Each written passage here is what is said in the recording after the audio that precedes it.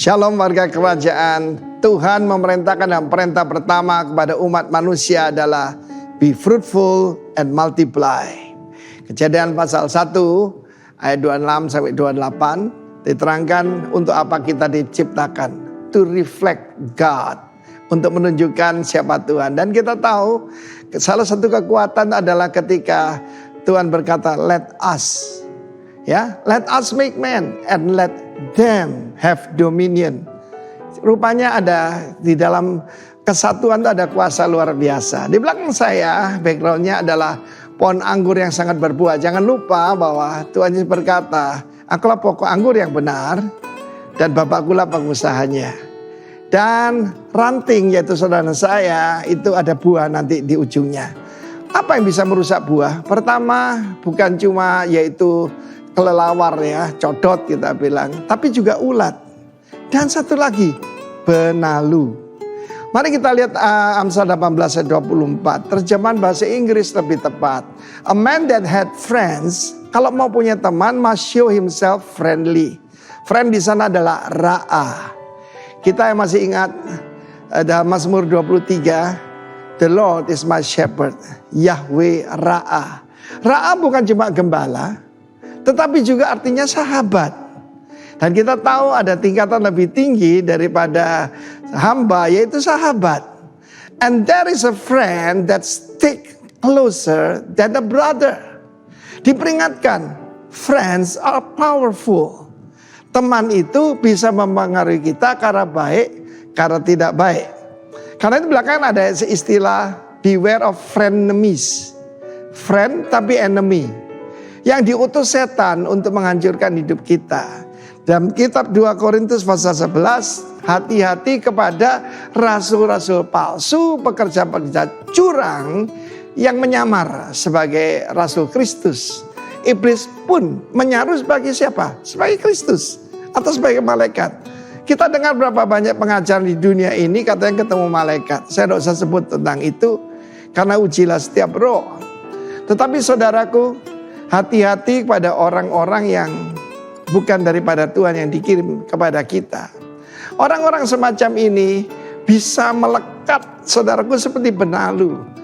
Karena ada teman yang bisa melekat lebih daripada saudara kandung kita. Berapa banyak kita, oh teman saya itu lebih dekat daripada saudara. Hati-hati saudara. Ya ada yang baik, ada yang tidak. Apa tanda-tanda orang yang tidak baik? Pertama-tama dia mengajak saudara untuk melakukan hal-hal yang kompromi. Belum jahat, baru kompromi sedikit aja, sebentar aja. Hati-hati saudara. Yang tidak suka saudara mendekat pada Tuhan. Dia selalu mencuri waktu yang kita serah kepada Tuhan. Diajak kemana. Hati-hati saudara. Orang-orang semacam ini bukan ra'a ya. Tapi mereka adalah benalu. Orang yang tidak suka kalau kita dipakai oleh Tuhan. Ada iri hati kelihatan kok. Ya dia tidak bersuka cita buat sukses kita. Dan bukan cuma itu. Kita diperingatkan. Saya pernah ngalami. Ada seorang teman waktu saya menjadi kontraktor. Istri saya peringatkan. Orang ini tidak baik. Dia ngajak saya angkat saudara. Setelah itu saudaraku. Ternyata bukan lagi udang di balik bakmi ya. Tapi udang di balik udang. Pokoknya ada maksud yang sangat tersembunyi. Dan saya mengalami seperti kerbau dicocok hidung. Saya ini bela dia sekalipun salah. Apa kekurangan saya? Pak Alex memperingatkan saya. Vin, lu itu setia kawan. Hati-hati bela kawan yang salah. Itu mungkin kekurangan kita yang asal Surabaya dan banyak daripada kita. Bangga dibilang setia kawan. Tunggu dulu. Dan orang ini melakukan banyak hal yang buruk. Bahkan saya bisa menyerahkan ya tender yang saya terima. Dia sama-sama kontraktor kepada dia. Seperti kerbau dicocok hidung. Tetapi karena itu hati-hati. Ada teman yang betul-betul sejati, ada yang frenemies. Karena itu umat Tuhan mau berbuah, hati-hati pada benalu. Tuhan memberkati kita semua. Singkirkan benalu-benalu dari hidupmu. Tuhan memberkati. Amin. Shalom Bapak Ibu yang saya cintai dalam Tuhan Yesus Kristus, warga kerajaan dimanapun saudara berada pagi hari ini. Saya bersyukur bahwa Anda menjadi dewasa di dalam Tuhan untuk menghasilkan buah. Siapapun juga saudara, ada hal yang penting yang mesti saudara pahami di pagi hari ini, yaitu semua yang tertanam di dalam Tuhan harus menghasilkan sesuatu. Itu yang disebut buah, dan sekiranya buah yang saudara hasilkan itu tinggal tetap. Bapak Ibu yang dikasih oleh Tuhan Yesus Kristus, pagi hari ini kita akan bersama-sama membaca dan merenungkan firman Tuhan. Doa saya adalah saudara diberkati, nangkap baik-baik apa yang menjadi pesan Tuhan, supaya ini menjadi bekal sepanjang minggu ini kita berjalan bersama dengan Tuhan, dan di sana Tuhan buat engkau menjadi seperti yang Dia mau. Yang setuju katakan amin. Oke, pagi hari ini sebelum kita mendengarkan firman Tuhan lebih dalam, siapkan hati saudara dan kita sama-sama berdoa. Kami mengucap syukur kepada Tuhan atas pagi hari ini. Pujian, penyembahan, doa menjadi bagian yang ada di hati kami sebagai ucapan syukur kepadamu. Dan kami mau berkata, Engkau adalah alasan satu-satunya kami hidup hari ini. Kami masih ada hari ini dan kami masih bisa melakukan sesuatu bersama dengan Engkau Tuhan, karena Engkau alasan untuk kami hidup. Oleh karena itu, jangan pernah Tuhan tinggalkan umat-Mu, bersama-sama dengan kami semua, berjalan dengan kami, beserta kami setiap saat. Bahkan musim bisa berganti, tetapi kasih setia Tuhan tidak pernah berubah atas kami semua. Karena itu kami bersyukur punya Allah yang hebat di dalam Yesus Kristus Tuhan, yang memberikan kepada kami kemenangan, pertumbuhan, sampai kami bisa menghasilkan buah bagi kerajaan Allah. Terima kasih Bapak untuk pagi hari ini. Hati kami siap untuk diberkati. Di dalam nama Tuhan Yesus kami berdoa kepada Bapa di sorga. Amin. Sekali lagi shalom jemaat Tuhan. Apa kabar di pertengahan bulan September ini, minggu ketiga tentu hari ini. Harapan saya adalah kita kuat, kita diberkati melimpah-limpah, kita tetap punya semangat baru, karena kita lihat bahwa hidup kita yang tertanam di bait Tuhan tidak akan pernah sia-sia, selalu menghasilkan buah, selalu menunjukkan sebuah keadaan yang terus berkembang dari hari ke hari. Puji nama Tuhan. Pagi hari ini kita masih ada di tengah-tengah pembicaraan tentang hidup yang berbuah, atau be fruitful, menjadi berbuah. Tentu kalau bicara tentang berbuah, saya mesti ingatkan jemaat Tuhan sekalian tentang identitas saudara. Siapa kita di hadapan Tuhan, dan kenapa Tuhan suruh kita hidup dan harus menghasilkan buah. Oke, saya mulai dengan mengajak saudara buka Alkitabmu bersama-sama saya. Perhatikan Yesaya pasal yang kelima, ayat yang pertama dan ayat yang kedua. Yesaya pasal yang kelima, ayat yang pertama hingga ayat yang kedua.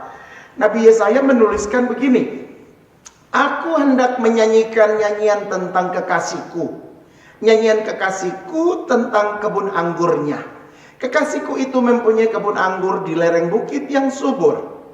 Ayat yang kedua, dia mencangkulnya dan membuang batu-batunya, dan menanaminya dengan pokok anggur pilihan. Ia mendirikan sebuah menara jaga di tengah-tengahnya, dan menggali lubang tempat memeras anggur. Lalu dinantinya supaya kebun itu menghasilkan buah anggur. Perhatikan, lalu dinantinya supaya kebun itu menghasilkan buah anggur yang baik. Tetapi yang dihasilkannya ialah buah anggur yang asam. Oke, mungkin contoh ini adalah sesuatu yang buruk, karena dinantikan buah anggur yang baik, yang dihasilkan buah anggur yang asam. Saya mulai dengan menunjukkan siapa identitas saudara. Kalau kita bicara tentang pohon yang berbuah atau kehidupan yang berbuah di dalam Tuhan, ini sebuah nyanyian yang luar biasa tentang kekasih Tuhan.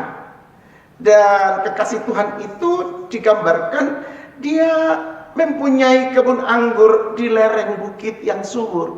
Ini bicara tentang sebuah area lokasi di mana lereng bukit dan tempat itu dikasih sebuah keterangan bahwa subur.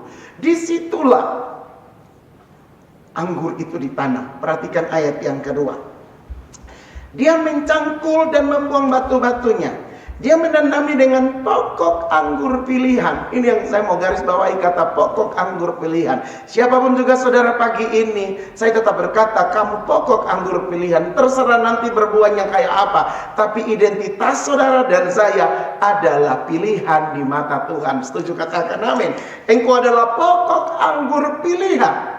Dan dia mencangkul tanahnya, membuang batu-batunya. Artinya ada sebuah usaha dari si pemilik kehidupan saudara dan saya, di mana supaya kita ditempatkan di lereng bukit yang subur, dan engkau tidak terhambat oleh apapun juga, engkau tidak dihalangi oleh apapun juga. Oleh karena itu tanahnya dicangkul. Ini bicara tentang sebuah perhatian yang lebih yang diberikan oleh si pemilik kebun anggur. Kemudian dia membuang batu-batunya, artinya semua penghalang-penghalang yang membuat kita bertumbuh itu Tuhan sudah buang semua dari saudara. Artinya kita punya kesempatan untuk bertumbuh, kita punya kesempatan untuk bertunas, kita punya kesempatan untuk berbunga, dan kita punya kesempatan untuk berbuah. Setuju? Katakan amin. Oleh karena itu dia mencangkul tanahnya, membuang batu-batunya, kemudian menanami pokok anggur pilihan. Siapa pokok anggur pilihan? Saudara dan saya. Apapun rupamu, apapun keadaanmu, kondisi hidupmu seperti apa, tetapi jati dirimu sesungguhnya kamu adalah pokok anggur pilihan. Catat itu dulu, bahwa engkau adalah pokok anggur pilihan. Kemudian dia mendirikan sebuah menara jaga di tengah-tengahnya dan menggali lubang tempat memeras anggur. Perhatikan, dia membuat sebuah menara jaga di tengah-tengah, artinya ada perhatian yang tidak pernah putus. Menara jaga tentu ada yang menjaganya, sehingga kebun anggur itu terlindungi, terjaga dengan baik. Sebab di tengah-tengah kebun anggur itu dia mendirikan menara jaga. Yang kedua, dia katakan di situ, pemilik kebun anggur itu prepare semuanya. Dia menyediakan tempat menggali lubang, tempat memeras anggur. Oh, dia bikin tempat yang terbaik supaya hasilnya dari kita umat Tuhan itu akan disimpan atau diperas menjadi sesuatu yang lebih bermanfaat. Ada peningkatan, ada sebuah cara yang dipersiapkan supaya kalau kita menghasilkan buah, buahmu itu akan di-upgrade, fungsinya di-upgrade, kemampuannya di-upgrade, mutunya, bukan cuma buah anggur tapi nanti akan menjadi wine. Bisa mengerti itu saudara? Jadi ini yang dimaksudkan bahwa betapa perhatian Tuhan kepada pokok anggur pilihan ini tidak main-main, dan dia menaruh harap yang sangat. Dengar baik, dari pokok anggur pilihan Tuhan menaruh harap yang sangat bagi saudara dan saya. Sehingga kalau kita bicara tentang hidup yang berbuah, itu adalah amanat Tuhan, itu adalah kemauan Tuhan. Dia bilang, aku menetapkan kamu supaya pergi dan menghasilkan buah. Yesus bilang itu. Artinya bahwa dia tetapkan kita untuk kehidupan saudara itu terbaik. Kemudian di-upgrade keadaannya, di-upgrade kualitasnya, bukan cuma grape tapi dia menjadi wine. Jadi dari anggur, buah anggur itu diproses menjadi anggur pilihan, di mana itu ditaruh di meja raja untuk dinikmati di dalam pesta-pesta. Nah saudara perhatikan bahwa itulah identitas saudara, berharga, diharapkan untuk menjadi lebih berkualitas, ditaruh di tempat yang terbaik, lereng gunung yang subur. Jadi tidak ada alasan bagi saudara atau bagi saya untuk kita tidak berbuah. Tidak ada alasan bagi saudara dan saya untuk berkata berbuahnya nanti aja. Tuhan menanti. Coba perhatikan di bagian terakhir ayat ini. Lalu dinantinya supaya kebun itu menghasilkan buah anggur yang baik. Dinantikan buah anggur yang baik. Tetapi hasil yang ditemui di kebun anggur yang dijadikan contoh di dalam Yesaya pasal 5 ini, dia katakan bahwa tetapi yang dihasilkan ialah buah anggur yang asam. Oke, kalau kita melihat dari teks bacaan ini sebuah koreksi yang Tuhan berikan kepada umat Israel, di mana kehidupan mereka tidak mencapai target yang Tuhan mau. Bisa mengerti itu? Bahwa Tuhan mengharapkan mereka menjadi umat pilihan yang terbaik. Tapi ada begitu banyak dari Israel yang tidak bisa menjadi anggur yang baik yang diharapkan, yang bisa dimakan oleh orang. Bahkan dia menjadi anggur yang asam, perusak. Anggur asam itu ujung-ujungnya menjadi racun. Anggur asam itu mungkin hanya bisa difungsikan untuk hal-hal yang tidak terlalu bermanfaat. Sehingga Yesaya ini menuliskan, ini kondisi umat Israel. Mereka menjadi anggur yang berbuah tapi buahnya asam. Jadi kualitas buah itu, bukankah Yesus berkata bahwa pohon itu dikenal dari buahnya? Ada amin saudara? Saudara dikenal dari sikap perbuatan, perkataan, tutur bahasa, postingan di Facebook, di media sosialmu menunjukkan siapa saudara dan siapa saya.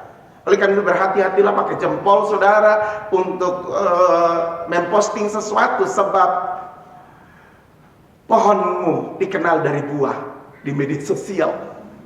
Ada haleluya. Oleh karena itu perhatikan, ini identitas kita semua, orang percaya.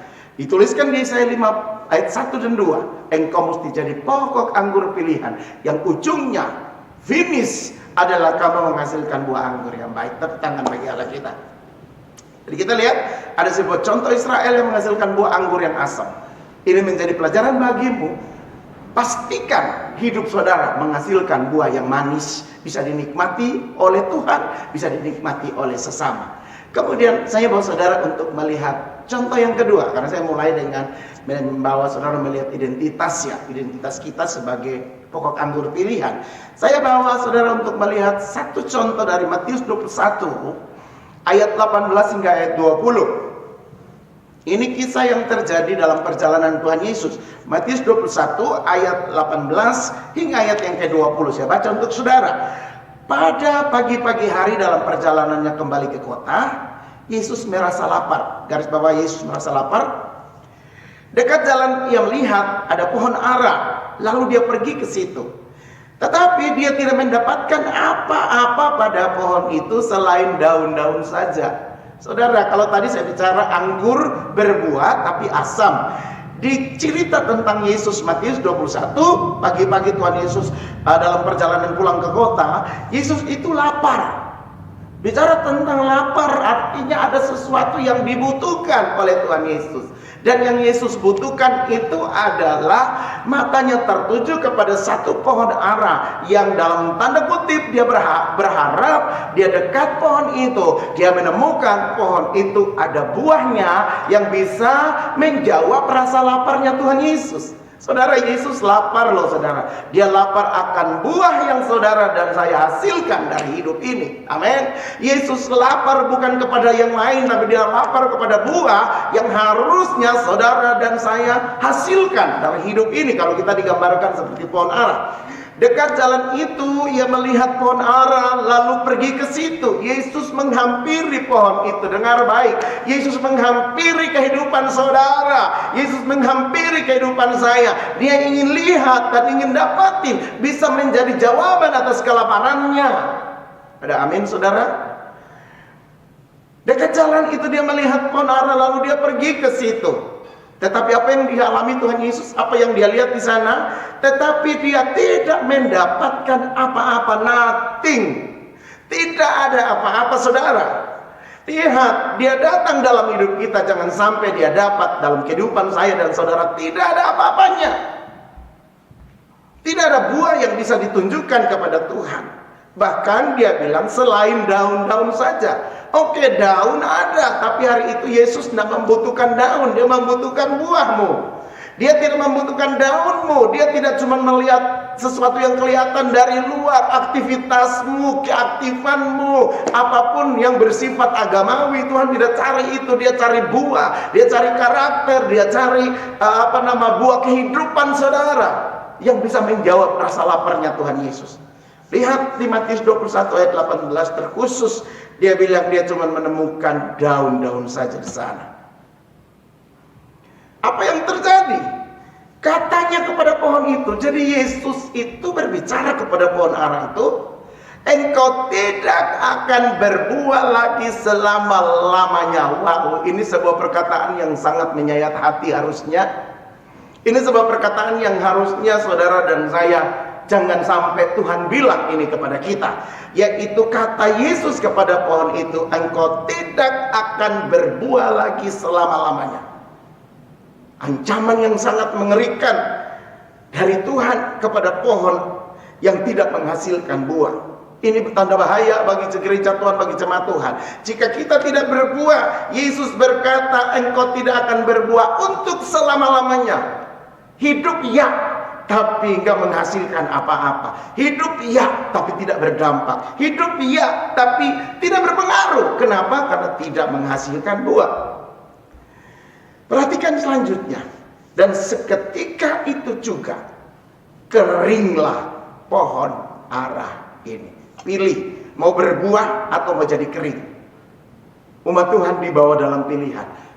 Saudara dan saya mau berbuah atau kita jadi kering. Sebab Tuhan Yesus bilang, seketika itu juga, Matius berkata, dan seketika itu juga keringlah pohon itu. Ayat 20, melihat kejadian itu, tercenganglah murid-muridnya, lalu berkata, bagaimana mungkin pohon ara ini sekonyong-konyong menjadi kering? Orang terpesona, orang menjadi kaget karena melihat hidupmu yang mungkin kemarin dan hari selanjutnya, hari dulu-dulunya kamu berhasil, dulu-dulunya kamu hebat, dulu-dulunya kamu penuh dengan semuanya. Tetapi ketika orang ketemu kita dalam kondisi yang tidak berbuah, bahkan kering dan tidak menghasilkan apa-apa, murid-murid menjadi tercengang-cengang. Mereka menjadi heran karena pohon itu sekonyong-konyong menjadi kering. Kalau kita baca konteks ini, Matius pasal 21 ayat 18 dan seterusnya, sebenarnya Tuhan lagi berbicara tentang bagaimana murid-murid dilatih untuk menggunakan iman mereka. Tuhan Yesus bilang, kalau kamu percaya dengan sungguh-sungguh, kamu melakukan perkara-perkara yang bukan cuma sekadar pohon kering, tapi lebih besar dan lebih dahsyat. Bahkan dia bilang, kalau kamu punya iman, maka kamu bisa pindahkan gunung ke laut. Konteksnya lagi Tuhan mengajarkan murid-murid tentang iman. Tetapi saya melihat dari sisi yang lain, yaitu saya ingin menunjukkan kepada saudara tentang bagaimana pohon yang harus menghasilkan buah di dalam hidup ini.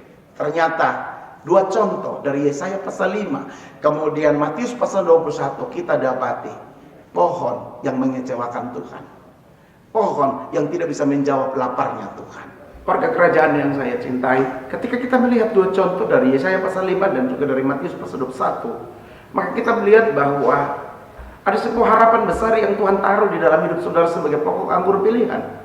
Ada harapan besar yang Tuhan taruh dari gerejanya. Dia ingin jadi gerejanya itu jadi berkat bagi banyak orang. Tetapi yang didapati cuma daun.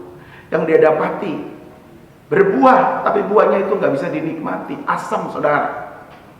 Nah, mungkin kita berkata begini pagi ini setelah kita mendengar dua ayat ini, bagaimana dengan kehidupan saya? Apa yang mesti saya lakukan supaya saya bisa menghasilkan buah yang banyak dan bermanfaat dan buah itu baik? Oke, saya bawa saudara untuk kita baca dulu Ayub pasal 14. Perhatikan kitab Ayub pasal 14 ayat 7 hingga ayat yang ke-9. Oke? Sudah dapat Ayub pasal 14 ayat 7 hingga ayat yang ke-9, saya baca untuk saudara. Karena bagi pohon masih ada harapan. Wow, dahsyat. Ini kabar baik bagi saudara. Karena bagi pohon masih ada harapan. Apabila ditebang, ia akan bertunas kembali, dan tunasnya tidak berhenti tumbuh. Bukankah ini harapan yang Tuhan kasih bagi saudara dan saya? Ini harapan yang Tuhan bicara kepada Ayub. Ayub, kehidupanmu itu seperti pohon yang sudah ditebang. Tapi dia berkata pohon itu masih ada harapan. Dia akan bertunas kembali. Tunasnya itu tidak akan berhenti tumbuh. Ini adalah hati Tuhan yang penuh dengan anugerah bagi saudara dan juga bagi saya. Kadang Tuhan pangkas hidup kita. Kadang mungkin kehidupan kita seperti pohon ara yang dikutuk dan langsung mengering. Tetapi dia bilang yang ditebang sekalipun masih ada harapan. Harapan itu adalah kamu pasti bertunas kembali. Setuju? Katakan amin. Kamu pasti bertumbuh kembali. Kamu akan tidak berhenti bertumbuh. Artinya, kalau ada sebuah hal yang Tuhan izinkan untuk latih saudara, dipangkas, ditebang, Yohanes 15 bilang supaya dia lebih banyak berbuah. Yang sudah berbuah dibersihkan supaya dia lebih lebat lagi buahnya. Kalau kita perhatikan Ayub pasal 14 ayat 7, dia katakan dia tidak berhenti tumbuh, dia tunas itu akan terus bertumbuh setelah dia mengalami pemangkasan. Jadi terkadang Tuhan izinkan ada hal yang dipangkat dari hidup saudara, sebab dia ingin taruh sebuah harapan baru. Kamu bertunas dan tidak berhenti tumbuh. Apa yang harus dilakukan? Ayat 8. Apabila akarnya menjadi tua di dalam tanah dan tunggulnya mati dalam debu. Ini proses yang paling tidak enak. Disembunyikan, ditenggelamkan, dipangkas semuanya, rasanya tuh sakit. Tetapi akar itu harus tetap menjadi tua di dalam tanah. Mungkin tunggul itu mesti mati dulu, baru muncul. Saya punya cerita. Di halaman belakang saya, rumah saya itu ada 2 pot bunga yang saya tanam keladi wayang, warnanya pink, bagus sekali. Keladi wayang ini waktu saya tanam awal itu masih ada beberapa daun yang muncul. Kemudian dengan proses berjalan waktu, daun yang ada itu semuanya menjadi mati, kering, sehingga tidak kelihatan lagi, saudara. Tapi saya tahu bahwa di dalam pot itu ada bonggol daripada keladi wayang itu. Tertanam, tersembunyi, tapi karena dia tertanam di sana, dia menjadi tua. Tinggal tunggulnya saja, daun-daun semua sudah tidak ada. Apa yang terjadi, saudara? Saya terus siram, saya terus siram, saya terus siram. Sekarang, saudara, dia udah tumbuh, daunnya banyak.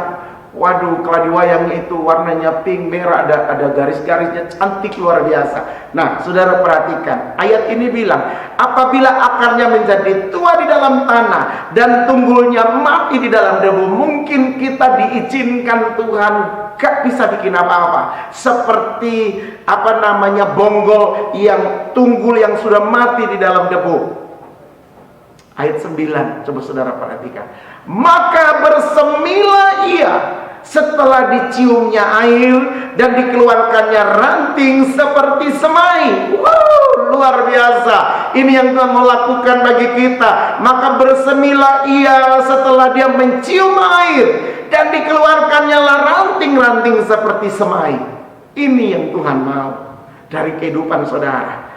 Kalau sudah bersemi, kemudian dia mengeluarkan ranting dan seperti semai, maka langkah berikutnya dia akan berbunga dan berbuah, pasti itu. Nah, oleh karena itu perhatikan baik-baik bahwa sekalipun kita mungkin keadaan kita seperti Yesaya pasal 5 atau seperti Matius pasal 21, namun Tuhan itu Tuhan yang penuh dengan kemurahan bagi kita. Amin. Tuhan yang penuh dengan anugerah bagi saudara dan saya. Tunggul yang sudah mati, akar yang sudah menjadi tua, ketika dia mencium air, Alkitab berkata dia akan mengeluarkan rantingnya lagi.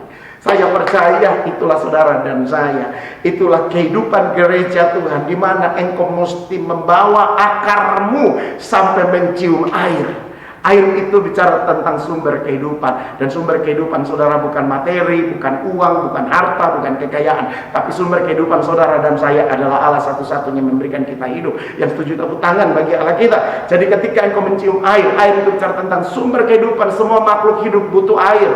Dan saudara lihat, air itu adalah gambaran Tuhan. Siapapun juga kita butuh Tuhan. Amin. Engkau butuh Allah, engkau butuh Roh Kudus, engkau butuh Yesus, di mana dia yang akan memberikan kepada kamu kehidupan yang baru, di mana akar yang sudah mati jadi tua, tunggul yang sudah mati dalam debu, ketika tercium air, dia mengeluarkan tunas yang baru.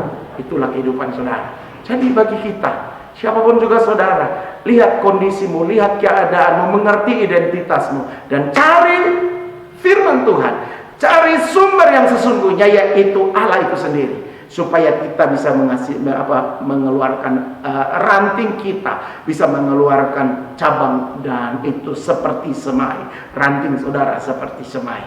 Dari 3 ayat ini, biar Tuhan yang membuat kita menjadi kuat untuk jangan putus asa, jangan kecewa, jangan sampai menjadi orang yang kehilangan harapan. Sebab bagi Tuhan, engkau dan saya masih harus berbuah. Perhatikan, kita kembali ke bicara tentang bagaimana kehidupan yang berbuah. Filipi pasal 1 ayat 22, minggu yang lalu saya sudah sampaikan ayat ini, bahwa jika aku hidup di dunia ini perkataan Paulus dari Filipi pasal 1 ayat 22, jika aku harus hidup di dunia ini, itu berarti bagiku bekerja dan memberi buah. Minggu yang lalu saya sudah terangkan buah-buah apa saja yang mesti dihasilkan oleh saudara dan saya sebagai pohonnya Tuhan. Filipi pasal 1 ayat 22, Paulus bilang, kalau aku hidup dan aku bekerja, dan kerja itu harus memberi buah. Sementara ayat tema kita Yohanes 15 ayat 8, bahwa dalam hal ini Bapakku dipermuliakan, yaitu jikalau kita berbuah banyak, dan dengan demikian kita adalah murid-murid Tuhan. Saya ulangi lagi ayat ini karena ayat ini menjadi ayat tema kita tentang bagaimana hidup berbuah. Maka dari dua ayat ini saudara perhatikan bahwa buah itu menjadi target yang mesti dicapai oleh setiap saudara. Hidup tidak cuma hanya daun, hidup tidak cuma menghasilkan buah tapi asam, tetapi buah itu adalah buah yang tinggal tetap. Bagaimana caranya? Kalau kita sudah tahu identitas kita, kita sudah tahu apa yang menjadi tujuan Tuhan, bagaimana cara Tuhan, kita mengerti hati Tuhan terhadap gerejanya, bahwa Tuhan akan memberikan harapan bagi saudara dan saya.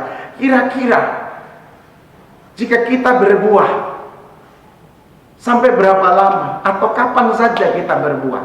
Apa berbuah hari ini, minggu depan tidak berbuah lagi, tunggu 5 tahun kemudian baru Anda berbuah lagi?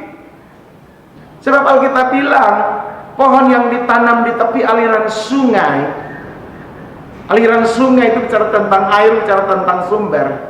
Apa yang terjadi dengan pohon tersebut? Mazmur pasal 1 berkata, pohon itu akan rindang daunnya, kemudian daunnya itu tidak pernah menjadi gugur.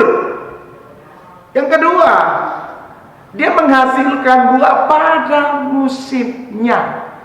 Kalau menghasilkan buah pada musimnya, bahkan Yeskiel 47 dia bilang tiap bulan ada buah yang baru. Artinya tidak pernah kehilangan kesempatan untuk menghasilkan buah. Terus dan terus. Oke. Untuk supaya kita bisa menghasilkan buah yang terus-menerus, seperti pohon yang ditanam di tepi aliran air menghasilkan buah pada musimnya, maka saya akan bawa saudara, apa sih yang menjadi bagian supaya kita terus berbuah? Sampai kapanpun kita terus berbuah, menghasilkan sampai kita tua pun kita masih terus berbuah. Kalau kita melihat di dunia pemerintahan ataupun dunia kerja, maka umur produktif yang saudara dan saya punya itu mungkin misalnya di pemerintahan umur 58 mungkin dia sudah harus pensiun. Artinya umur 58 itu dalam targetnya pemerintah, perhitungan pemerintah, umur itu sudah tidak lagi produktif. Jadi ada batasnya. 58 tahun sudah harus pensiun.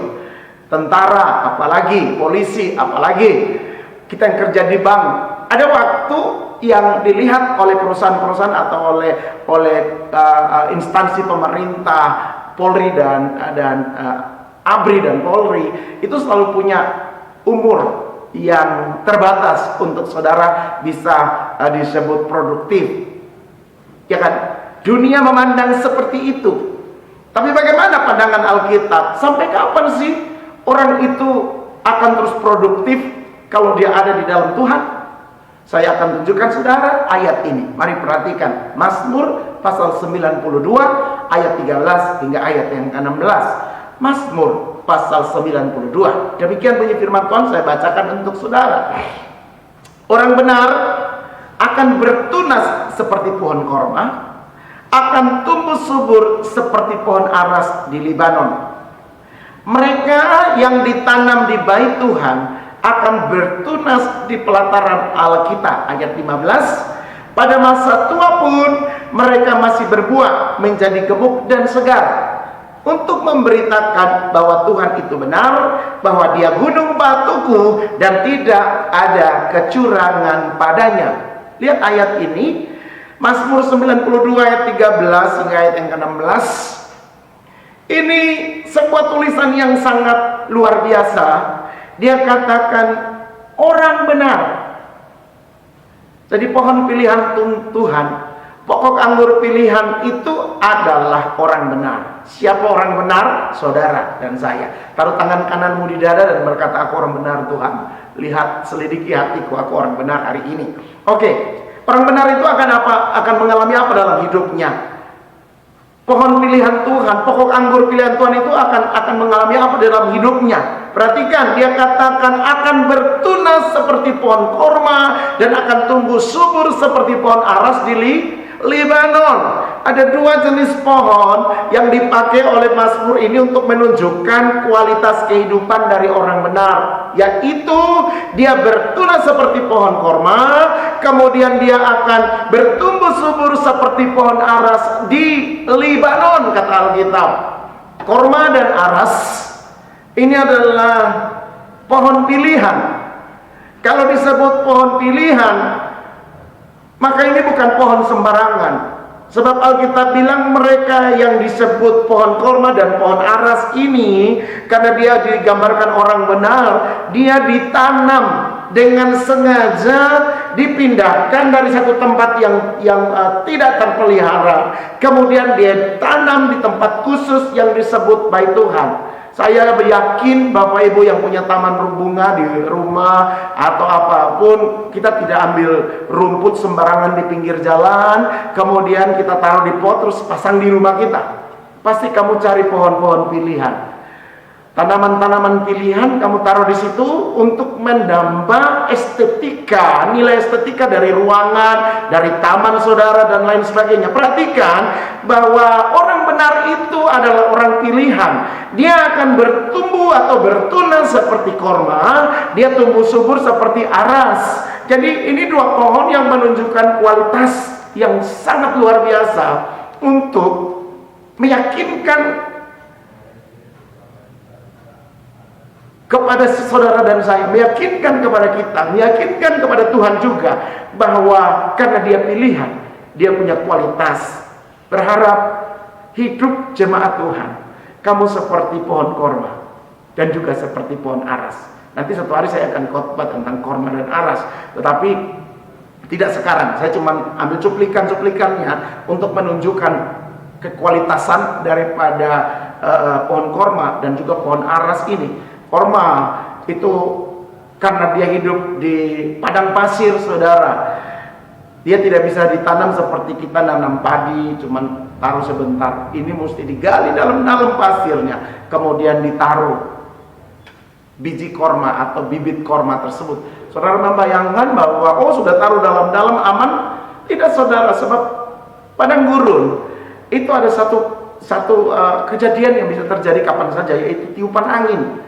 Angin bisa meniup, mengangkat pasir-pasir itu, sehingga benih korma yang kita tanam itu bisa tercabut, terangkat, dan hilang lenyap, tidak bisa bertumbuh. Maka teknik yang dipakai adalah setelah benih itu ditanam di sana, dia mencari batu, kemudian dia menutup lubang itu, menekan biji korma tersebut, sehingga angin tadi tidak bisa membawa korma tersebut. Tapi perhatikan, bukan itu yang menjadi alasan. Ditaruh batu supaya korma itu mengeluarkan akar dulu. Yang tadi kita baca di dalam Ayub, sampai akarnya itu mencium air. Dia mencari sampai menemukan air, dan itu cukup dalam. Ketika dia menemukan air, akar-akar itu akan menjadi kuat. Setelah kuat, baru benih korma itu akan memunculkan tunas, dan tunas-tunas itu yang akan mendorong batu itu untuk keluar, dan dia menghasilkan pohon yang kuat kokoh, sehingga walaupun ada angin, walaupun ada badai, korma itu tidak akan tercabut, sebab dia punya akar yang kuat dan punya batangnya. Itu satu kualitas yang Tuhan ingin dapati dari saudara. Saudara mesti berakar, dan akarmu sampai mencium air, kemudian bisa menolak batu yang menekan saudara. Persoalan tantangan tidak boleh mengalahkan pertumbuhan saudara. Itulah kualitas korma. Kalau kita bicara tentang pohon aras, ini juga sama. Pohon yang tumbuh di cadas, pohon yang tumbuh di tempat yang tidak mudah, dan diameternya pun tidak kecil, saudara, cukup besar, sehingga kayunya itu menjadi kuat, diterpa dengan apapun tidak akan goyah. Dan kayu aras ini adalah salah satu jenis kayu yang dipakai untuk membangun bait Allah. Oleh karena itu, dua pohon ini menunjukkan pohon yang berkualitas. Dengan demikian maka jika engkau orang benar, engkau mesti punya kualitas seperti pohon korma dan juga pohon aras di Libanon. Belum selesai, saudara. Alkitab berkata, orang benar itu di mana tempat dia ditanam? Bait Allah. Gak ada tempat lain yang bisa menjanjikan hidup yang diberkati Tuhan selain bait Allah. Bait Allah itu adalah tempat tinggalnya Roh Kudus, dan Alkitab bilang dalam 1 Korintus 3:16, bait Allah itu adalah diri saudara dan diri saya. Jadi mereka yang ditanam di bait Tuhan, mereka yang ditanam di tempat di mana Tuhan hadir, Roh Kudus ada, artinya bahwa kehidupan kita, kehidupan saudara dan saya menjadi representasi dari sebuah area di mana Tuhan suka ada, Tuhan suka tinggal, Tuhan suka diam di dalam hidup ini. Sehingga Yohanes 15 bilang, kalau engkau di dalam aku dan aku di dalam kamu, maka kamu akan berbuah lebat. Ini berbicara tentang mereka ditanam di bait Tuhan. Pastikan apapun yang terjadi di dalam hidup ini, kamu mesti tertanam di bait Tuhan. Nah, tentu kita mesti berbicara di bait Tuhan itu ada apa saja, sehingga kita benar-benar memilih bahwa tempat itu adalah tempat yang tepat yang disebut bait Tuhan. Apa yang ada di bait Tuhan? Bait Tuhan yang pertama tentu si pemilik bait itu harus ada, yaitu Allah itu sendiri. Amin. Bagaimana caranya kita tahu Allah itu ada di situ? Yaitu bukan ketika kita menyembah Tuhan terus merinding-merinding, kita berbahasa roh dan lain sebagainya, itu kita bilang itu tempat yang Tuhan hadir. Oh, belum tentu. Lewat kubur pun kita merinding. Betul. Nah, saya mau kasih tahu kepada saudara bahwa yang disebut bait Tuhan, di mana tempat yang harusnya kita tertanam, yang pertama tempat itu harus ada si pemiliknya, yaitu Allah itu sendiri. Untuk supaya Allah hadir di situ, maka apa yang harus dilakukan, saudara? Alkitab berkata bahwa Tuhan hadir di atas puji-pujian orang percaya. Jadi gereja yang ada pujian penyembahan itu gereja di mana Tuhan hadir. Cari gereja yang ada pujian penyembahannya, tertanamlah di situ. Amin. Jadi saya mau ulas tentang bait Tuhan. Apalagi yang ada di bait Tuhan? Di bait Tuhan itu tempat orang datang dan mendapat pengampunan dosa. Ada imam-imam yang melayani. Saudara perhatikan, bukan cuma sekedar siapa boleh melayani, tapi di bait Tuhan harus ada imam yang melayani. Setuju? Katakan amin. Imam adalah bicara tentang kualitas kehidupan, di mana orang itu dipilih Tuhan, diurapi Tuhan, dikhususkan Tuhan untuk melayani, bukan sembarang orang. Jadi saudara jangan salah kaprah, siapa saja boleh melayani. Bait Tuhan adalah di tempat di mana ada imam-imam yang melayani. Perhatikan baik-baik, ini serius kita bicara tentang bait Tuhan. Apalagi yang ada di bait Tuhan? Umat Tuhan datang untuk bertemu Tuhan di situ. Amin. Tempat di mana orang datang untuk menemukan sumber kehidupan. Apakah mereka datang hanya sekedar saja? Saudara, kalau kita perhatikan dari firman Tuhan, mereka datang tidak dengan tangan kosong, tapi mereka datang dengan korban. Artinya kalau rumah Tuhan, di situ ada korban. Korban itu, saudara, bisa burung merpati atau burung tekukur, bisa domba dan kambing, bisa lembu dan sapi, bisa emas, perak dan permata. Itu semua bicara tentang sesuatu yang dimiliki oleh umat, dan mereka bawa itu datang ke rumah Tuhan. Apa yang terjadi di sana, saudara? Semua yang dibawa itu dipersembahkan di mezbah Tuhan, terutama korbannya, saudara. Burung tekukur, burung merpati, kambing domba, lembu sapi, ketika datang, binatang-binatang itu diperiksa kelayakannya. Setelah layak dikatakan oleh imam, oh ini pantas untuk dipersembahkan kepada Tuhan. Apa yang dilakukan, saudara? Binatang-binatang tersebut akan disembelih, mati, selesai hidupnya. Jadi kalau bicara tentang korban, bicara tentang sesuatu yang mesti mati. Amin. Sesuatu yang sudah selesai di atas mezbah Tuhan. Nah, yang disebut bait Tuhan adalah ada korban bakaran di situ. Amin.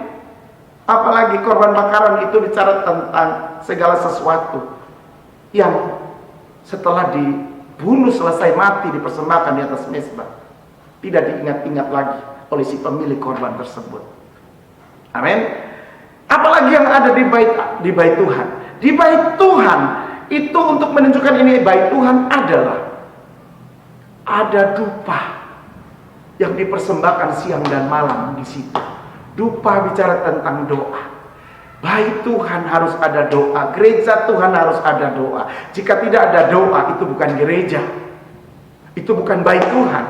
Oleh karena itu, kalau saudara datang pagi-pagi di sekretariat, kamu akan mendengar dari kamar sana, dari kamar sini, dari ruang sana, semua orang lagi menyembah Tuhan dan memuji Tuhan. Kami bakar korban bagi Tuhan.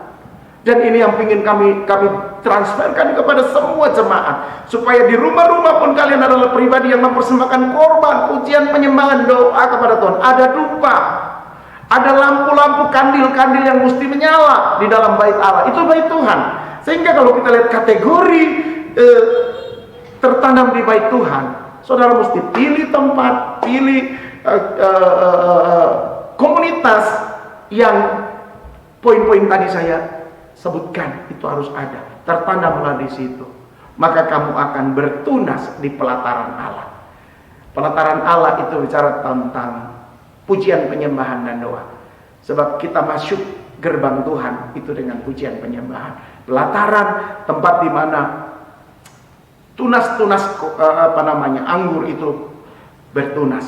Nah, perhatikan, ini yang dimaksudkan. Kemudian bagian yang paling terakhir adalah ini yang saya bilang, sampai kapan sih kita mesti berbuah? Sampai kapan kita menghasilkan buah bagi Tuhan? Ayat 15 dari Mazmur 90 berkata, pada masa tua pun mereka masih berbuah, menjadi gemuk dan segar. Tadi saya coba membawa saudara pada melihat di dunia sekuler, dunia pemerintahan, bahwa ada umur tertentu 56, 58, 60 itu sudah harus pensiun, artinya dia tidak produktif lagi. Tetapi Tuhan bilang sampai masa tua pun kamu tetap berbuah, gemuk dan segar. Tepuk tangan bagi Allah kita. Jadi tetap masih ada harapan kan? Tuh, masih ada harapan. Sampai masa tua engkau masih berbuah, menjadi gemuk dan segar. Tidak ada batas waktu sampai kapanpun kamu akan terus berbuah, terus berbuah, terus berbuah, dan terus berbuah. Tuhan cari hidup yang berbuah sampai tua. Kita akan terus berbuah. Amin. Jadi tadi judul saya bahwa berbuahlah hingga masa tua. Saya ambil daripada Mazmur 92 ayat 15, sampai masa tua pun mereka masih berbuah, gemuk dan segar. Bagi ini saudara, tidak ada halangan bagi siapapun di tempat ini untuk menghasilkan buah bagi Tuhan. Tinggal kita berkata, kamu tetap gemuk dan segar, berbuah sampai musim tua.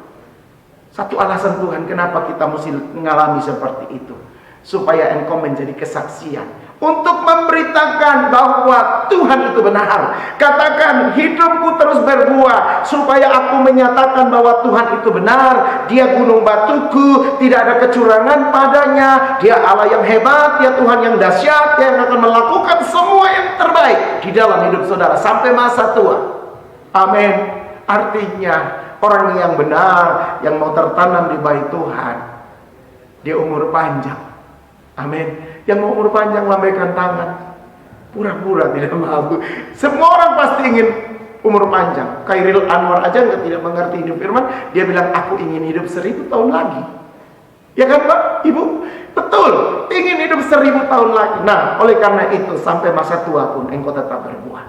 Jangan berhenti menghasilkan buah dalam hidup saudara. Tuhan memberkati kita dengan firman pagi hari ini. Bapak Ibu kekasih Tuhan sekalian, setelah kita merenungkan firman Tuhan, tiba saatnya untuk kita masuk di dalam perjamuan kudus. Persiapkan roti dan anggurmu jika ada di rumah saudara. Persiapkan itu.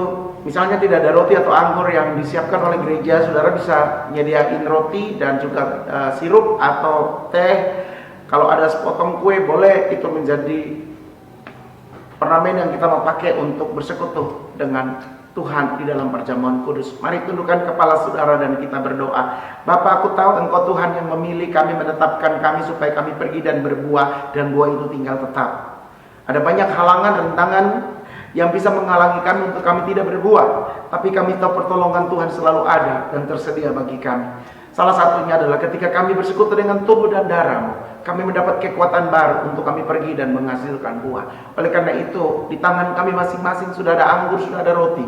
Kuduskan, berkati ini menjadi alat yang kami pakai untuk perjamuan kudus, sakramen perjamuan kudus yang kami lakukan pagi ini. Dalam nama Yesus, haleluya, amin. Bapak Ibu, Yesus mengajarkan kepada murid-muridnya bahwa sesungguhnya jikalau kamu tidak makan daging anak manusia dan tidak minum darahnya, kamu tidak mempunyai hidup di dalam dirimu.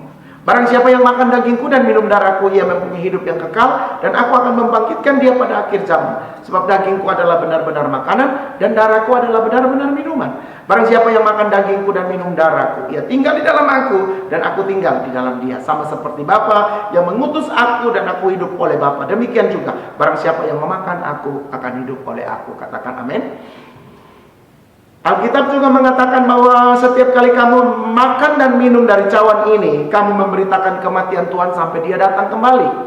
Jadi barang siapa dengan cara yang tidak layak makan roti ataupun minum cawan Tuhan, dia berdosa terhadap tubuh dan darah Tuhan.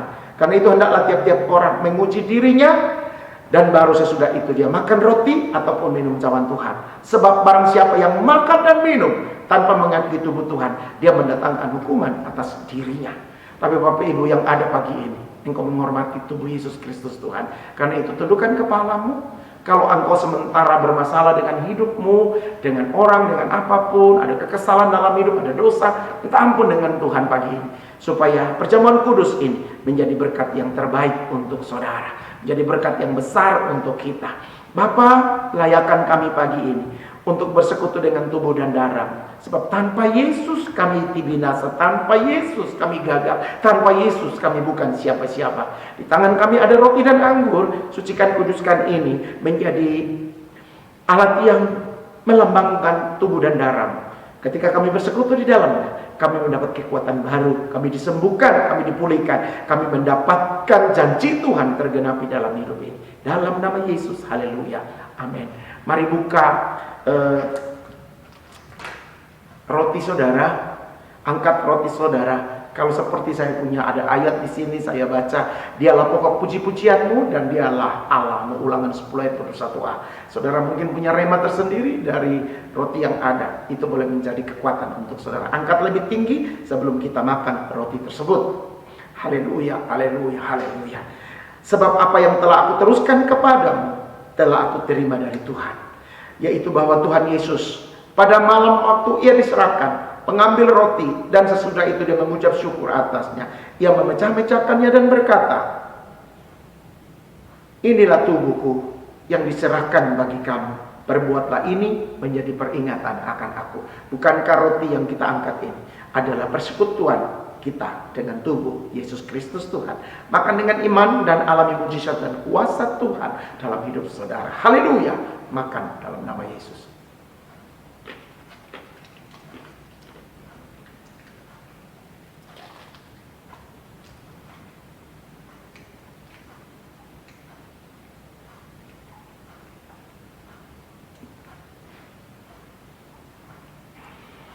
Persiapkan cawan saudara, angkat lebih tinggi di atas kepalamu.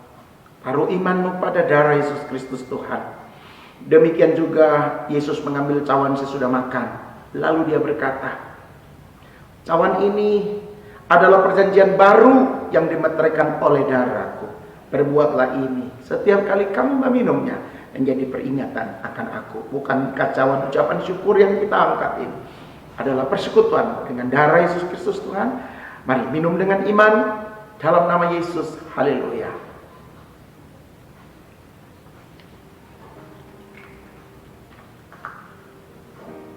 Naikkan syukurmu, persembahkan terima kasihmu, hormatmu kepada Tuhan. Sebab dia yang rela mati di atas kayu salib. Darahnya tercurah, tubuhnya tercabik-cabik. supaya semua dosa, aib, celah, kutuk yang harusnya ditimpakan kepada kehidupan kita diambil alih sama Tuhan. Dia yang tanggung itu semua supaya engkau dibebaskan. Karena itu hargai kemurahan Tuhan, hargai kebaikan Tuhan. Dia cinta saudara, dia tidak pernah meninggalkan saudara. Bahkan firman Tuhan yang kita dengar pagi ini sungguh menguatkan bahwa Tuhan selalu menanti-nantikan sesuatu dari kehidupan saudara. Tuhan selalu menunggu-nunggu ada hal yang keluar dari hidup kita sebagai buah. Dan pastikan dalam perjalananmu engkau adalah pribadi yang berbuah. Sampai kapan kita berbuah? Sampai kau menjadi tua, gemuk dan segar, tetap berbuah bagi Tuhan. Itu menjadi bagian yang Tuhan tunggu dari hidup saudara. Karena itu mari kita berdoa. Tuhan Yesus, terima kasih untuk pagi ini. Kami boleh mendapat firman yang menguatkan kami. Kami boleh mendengar suara Tuhan yang menguatkan iman kami. Di mana kami mesti tertanam, apa yang mesti kami lakukan supaya kami terus bertunas sampai menghasilkan buah.